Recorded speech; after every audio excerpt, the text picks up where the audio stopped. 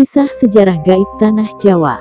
Sejarah awal Pulau Jawa seolah terbungkus oleh misteri, karena sama sekali tidak diketahui keberadaannya oleh dunia sampai pulau ini dikunjungi oleh peziarah dari China, Fahian pada tahun 412 Masehi.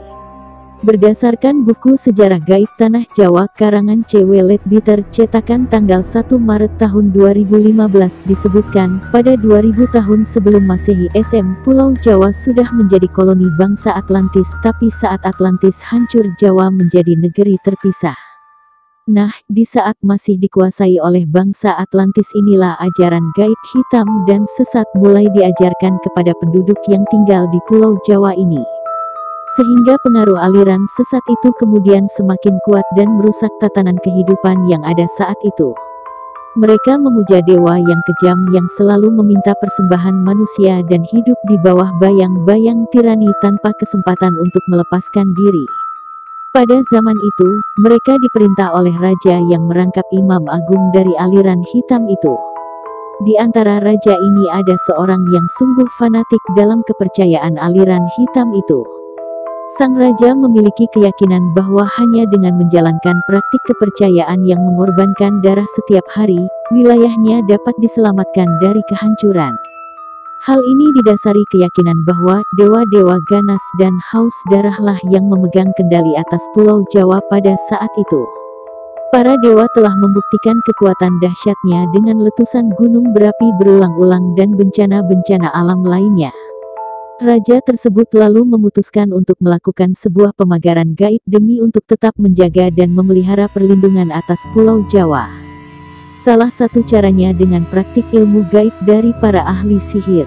Hal ini dilakukan agar kelak semua sesembahan darah kepada dewa-dewa haus darah yang bercokol di seluruh Jawa tetap dilanjutkan di sepanjang abad-abad yang akan datang.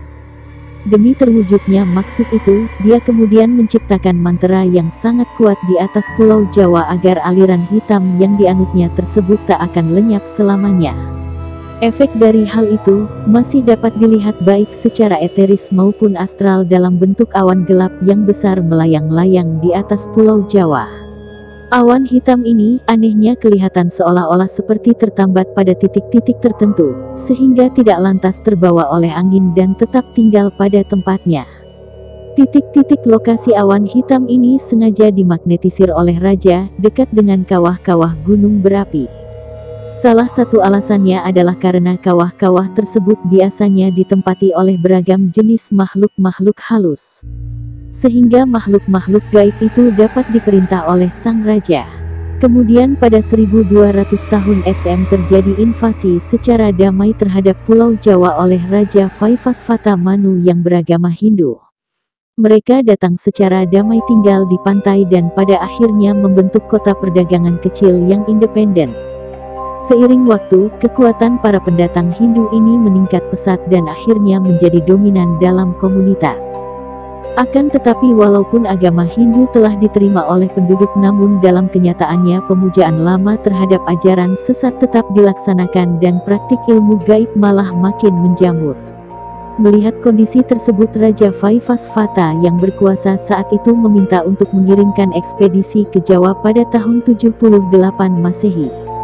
Ekspedisi ini dilakukan untuk menangkal pengaruh buruk dari aliran sesat yang sudah membumi di tanah Jawa tersebut. Pemimpin ekspedisi ini dipimpin oleh ahli spiritual bernama Aji Saka atau Sakaji.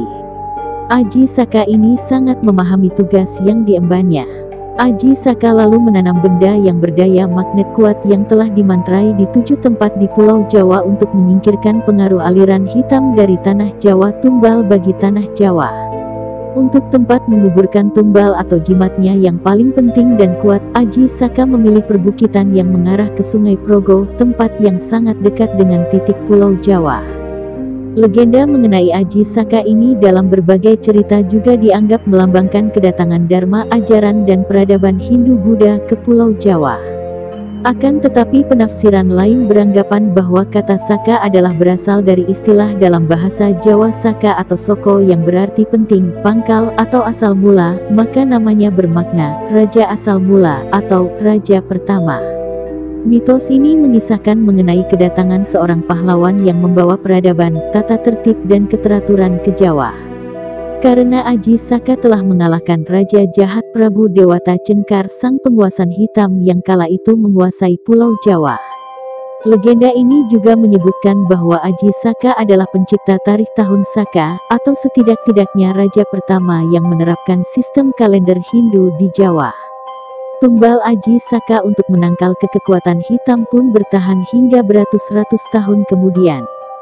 Hingga sampai pada keadaan di mana jin kembali berkuasa, hujan darah di mana-mana, bencana merajalela. Pada masa ini berkembanglah beberapa aliran ilmu gaib di Pulau Jawa, diantaranya kejawen, klinik, dan kebatinan. Lalu pada awal abad 13 datanglah Syekh Subakir, seorang ulama yang dikirim Kesultanan Turki Utsmaniyah ke tanah Jawa.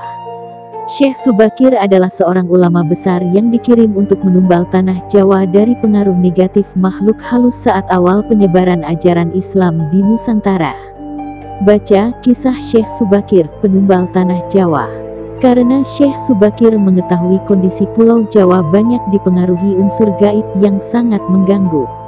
Lalu, Syekh Subakir membawa batu hitam dari Arab yang telah dirajah. Kemudian dengan karomah yang dimilikinya, batu hitam dengan nama Raja Aji Kalacakra tersebut dipasang di tengah-tengah tanah Jawa, yaitu di puncak Gunung Tidar, Magelang. Karena Gunung Tidar dipercayai sebagai titik sentral atau pakunya tanah Jawa. Hasilnya kekuatan gaib yang mengganggu di Pulau Jawa dapat dihalau. Pada masa ini ilmu kebatinan berkembang lagi menjadi beberapa cabang, yaitu ketabiban, kawaskitaan, kesaktian, kanuragan, kekebalan, pengasihan, termasuk juga tenaga dalam. Kemudian sepeninggalan Syekh Subakir, pemagaran gaib terhadap pengaruh negatif dilanjutkan oleh para wali songo. Para wali ini mengajarkan ajaran Islam. Salah satu di antaranya yang terkenal yaitu Sunan Kalijaga. Wallahu alam bisawab.